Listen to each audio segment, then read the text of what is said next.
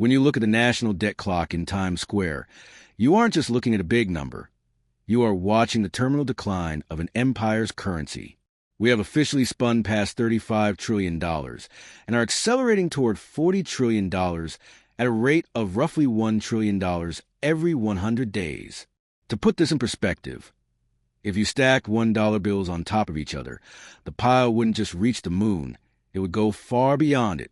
For decades, we were told that deficits don't matter because we owe the money to ourselves. But in 2026, the mathematical reality has shifted. Debt is no longer just a line item. It has become a predator consuming the U.S. budget. For the first time in history, interest payments on this debt now exceed the entire national defense budget. We are spending over $1 trillion a year just on interest. This is money that doesn't build roads, doesn't fund schools, and doesn't strengthen the military. It is a deadweight loss, paid to the bondholders of the past at the expense of the citizens of the present. In a normal household, if you overspend, you cut back. But a government is not a household. A massive portion of U.S. spending, Social Security, Medicare, and interest, is mandatory. These are political promises made to an aging population that cannot be broken without triggering a social and political revolt. This creates what economists call the debt spiral. To pay the interest on old debt, the government must issue new debt. It's like using a new credit card to pay the minimum balance on the old one. But there's a catch. As the total debt grows, the risk increases, which usually forces interest rates higher. Higher rates mean even more interest expense, which requires even more borrowing. It is a mathematical feedback loop that leads to exponential growth. We have reached the vertical part of the curve, where the debt grows faster than the economy ever can. To understand how this hits your pocket, we have to look at the difference between nominal wealth and real wealth. Consider the story of two investors, Alex and Ben. In 2020, both had $50,000 in savings. Alex trusted the traditional system. He kept his money in a safe high-yield savings account and bought government bonds. He followed the 60-40 portfolio advice from the last 40 years. Today, Alex's bank app shows $58,000. He thinks he's winning. But when he tries to buy the same basket of goods, steak, a used car, or a modest home, he finds that prices have surged by 50% to 70%. In purchasing power terms, Alex has been liquidated. He has 16% more dollars, but those dollars by 40% less. Ben, however, remembered history. He looked at Executive Order 6102 from 1933, when the government criminalized gold ownership to devalue the dollar. Fearing a modern version, Ben put his $50,000 into gold, Bitcoin, and productive land. Today, the dollar value of his assets has doubled or tripled. Ben didn't gain wealth as much as he preserved it while the floor dropped out from under Alex. Alex unknowingly paid a portion of the national debt through his lost purchasing power. This is a hidden tax, the most efficient way for a state to rob its people without passing a single law in Congress. History is a graveyard of empires that try to borrow their way to eternity.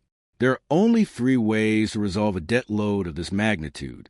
1. Extreme austerity. This would mean doubling income taxes and cutting Social Security by 50%. In a polarized America, this is a recipe for civil war. No politician will ever vote for it. 2. Explicit default, admitting they won't pay. Since the U.S. Treasury bond is a risk-free rate for the entire world, a default will collapse every pension fund, every bank, and every trade contract on Earth. It is the nuclear option. 3. Financial repression. Soft default. This is the path of least resistance. It's the strategy used by Britain after World War II and Rome in its final centuries. You don't refuse to pay. You just pay back trash. You print enough money to make the debt look small, while ensuring the interest rates you pay are lower than the inflation you create. We have entered the era of fiscal dominance. For 40 years, the Federal Reserve was the master of the economy. It raised rates to kill inflation, even if it caused a recession. But today, the debt is too high. If the Fed raised rates to 10% today, as they did in the 80s, the interest bill would hit $3.8 trillion, nearly the entire tax revenue of the U.S. The Fed is now a hostage to Treasury. They are forced to keep rates artificially low to keep the government solvent. This means inflation will be allowed to run hot at 4%, 5%, or 6% for a decade or more. This is a deliberate transfer of wealth from savers to the state. If you earn 4% in the bank while inflation is 7%, you are paying a 3% wealth tax every single year. Why is the gap between the rich and poor at an all-time high? It's not just greed. It's a Cantillon Effect.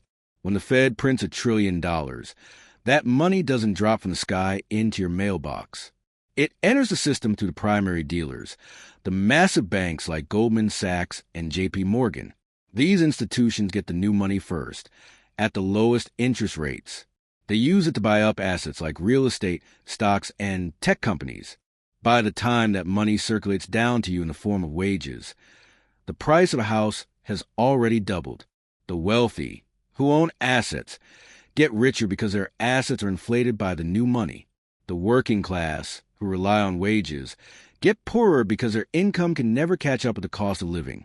The national debt is being paid off by liquidating the American middle class. For 80 years, the U.S. dollar has been the global reserve currency. This gave America the exorbitant privilege of printing money to pay for imports. But the rest of the world is watching the $38 trillion clock. Countries like China, Russia, and even allies in the Middle East are beginning to trade in other currencies. When foreign nations stop buying U.S. debt, the Fed must become the buyer of last resort. This is quantitative easing, QE, on steroids.